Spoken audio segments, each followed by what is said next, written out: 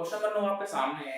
वो कहता है कि दो सर्वांगसम वृत्त परस्पर बिंदु ए और बी पर प्रतिच्छेदित करते हैं और बिंदु ए से होकर जाने वाला रेखाखंड PAQ है, जहां P और Q दोनों बिंदु वृत्त पर स्थित हैं। तो सिद्ध कीजिए कि B के बराबर होगा B। हमें सिद्ध करना है। तो मान लीजिए दो वृत्त हैं A और B।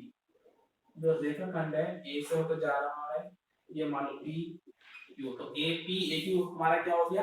रेखाखंड हो गया है। ठीक, तब ये हमारा AB,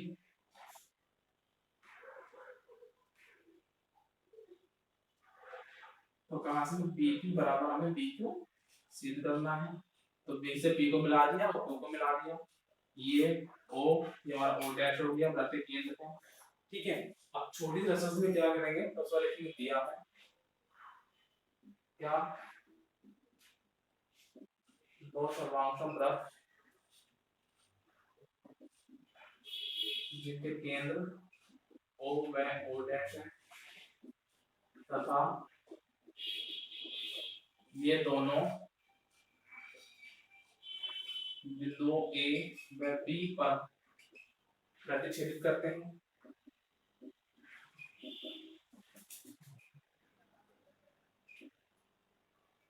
ठीक है, ये दे रखा है, सिद्ध करना है। और क्या दे रखा है? और रेखाखंड PAQ A से होकर गुजरता है। जो हमारा क्वेश्चन है हमारा होता दिया है, सिद्ध करना है क्या? BP बराबर BQ, ये हमें सिद्ध करना है। अब रचना लिखेंगे थोड़ी सी। क्या केंद्र O व O डैश को A व B से मिला है? ठीक है, तो मिला दिया ऐसे ही।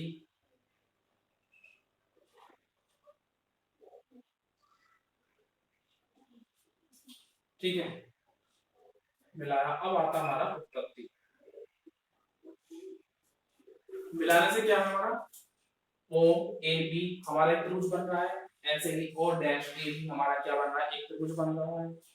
ठीक है, तो क्या लिखेंगे? O A B व त्रिभुज O डैश A B में जो हमारा A B है दोनों के ओबेनिस्ट है, तो A B बराबर A B आ गया ओबेनिस्ट।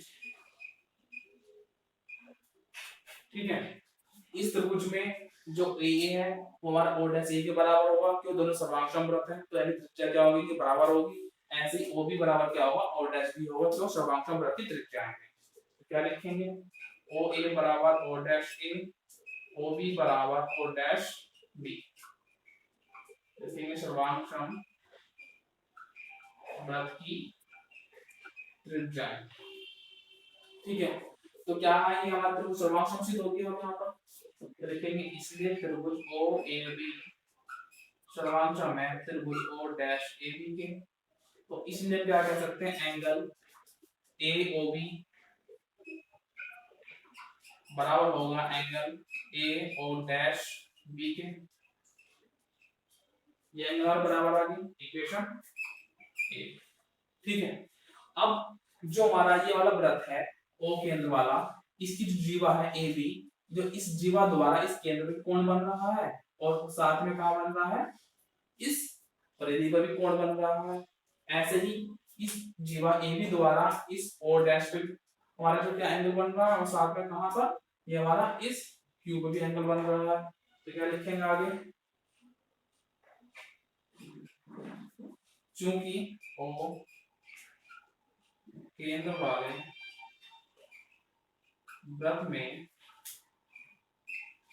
जीवा AB द्वारा केंद्र व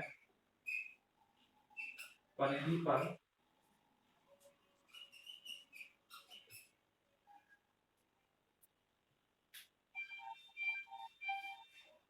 केंद्र पर AOB एंगल वह परिधि पर एंगल कौन सा बन रहा है, ए पी बी या पी ए बी कह सकते हैं, ए पी बी बन रहा है। ठीक है, तो इसमें क्या होगा, एंगल ए ओ बी का जो मान होगा वो दोनों है क्या, परिधि के बने कोण का तुलना होता है, यानी कि ए पी बी, इक्वेशन 2 हो गई। ठीक है, इसी प्रकार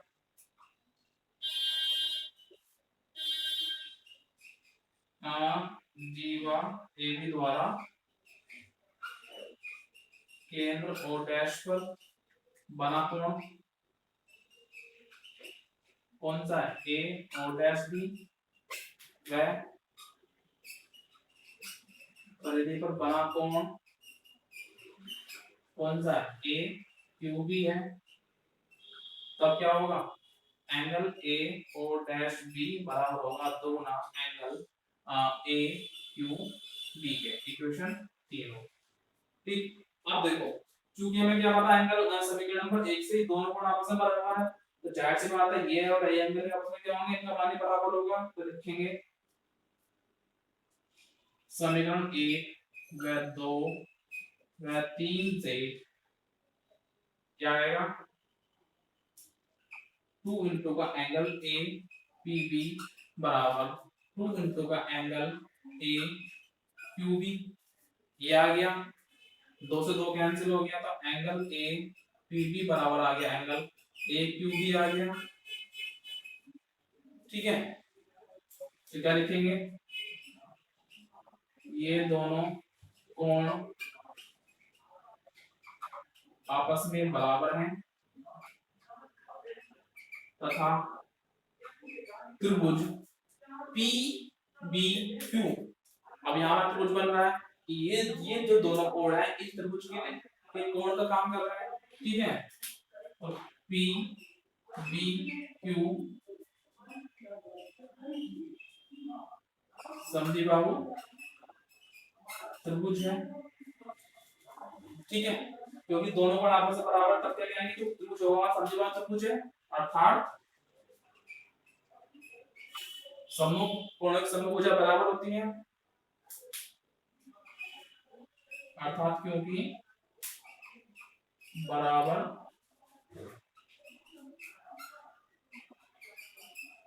कोणों की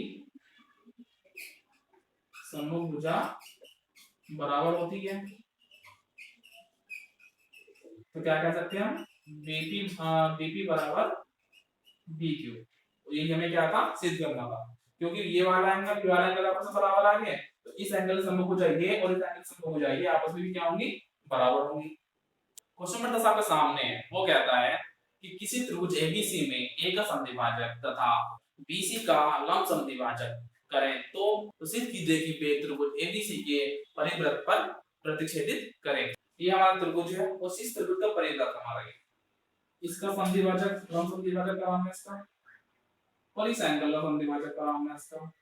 तो कहता है कि इस समद्विभाजक करने पे ये परिवृत्त पर समद्विभाजक या मतलब इस त्रिभुज के परिवृत्त पर प्रतिच्छेदित करेंगे। ठीक है, तो एक छोटी सा इसमें क्या करेंगे, मान लो ये m है, ये बिंदु हमारा n है जो प्रतिच्छेद कर रहा है, तो उस b से हमने n को मिलाया और इससे n को हमने c से मिलाया। ठीक है, ये हमने मिला दिया है, लेकिन उससे पहले दिया है त्रिभुज ए बी सी का परिवृत्त, ठीक है, जिसमें वृत्त ई जीवा बीसी का लंब समद्विभाजक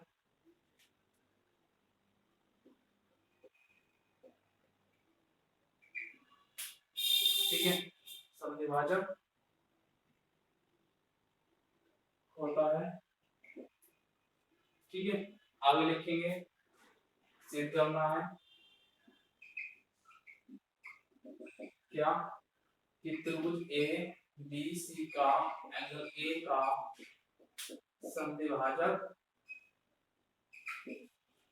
ठीक और बीसी का लंब समद्विभाजक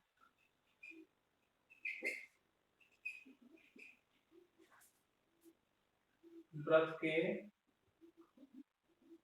बिंदु M पर प्रतिच्छेदित करते हैं। ये हमें सिद्ध करना है, ठीक है। जो लंब समद्विभाजक है इसने बिंदु N और इसने जो एंगल A का जो लंब समद्विभाजक है, इन दोनों ने क्या है, इस परिवृत्त को अपरिवृत्त का बिंदु N पर प्रतिच्छेदित करा है। अब हमारा रचना क्या करेंगे हम, बिंदु N को B व C से मिलाया, ठीक है। अब आता उत्पत्ति। उत्पत्ति में क्या है, जब हमने इससे मिलाया था हमारे यहाँ पे दो त्रिभुज का निर्माण हो रहा है, क्या, BMN और कौन सा, CMN। तो लिखेंगे त्रिभुज BMN व त्रिभुज CMN में, ठीक। जो हमारा MN है दोनों के उभयनिष्ठ है,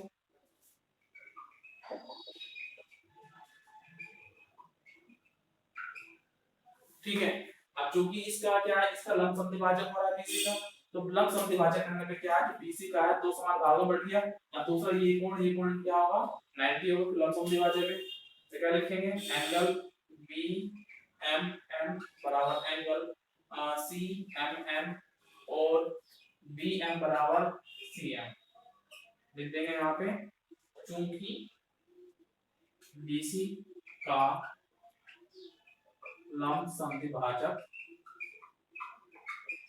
MN है, दोनों के लिए हो गया।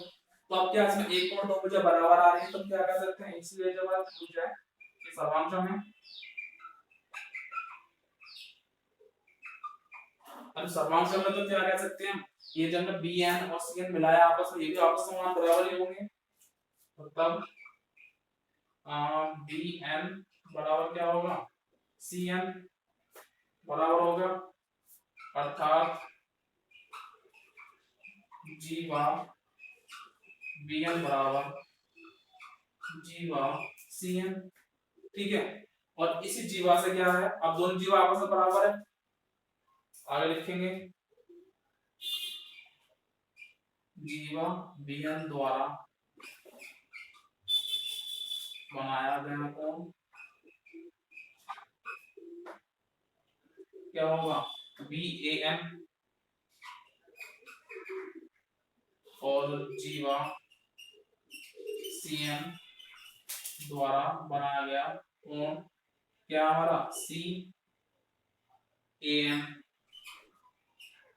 ठीक है। ये भी बराबर होंगे,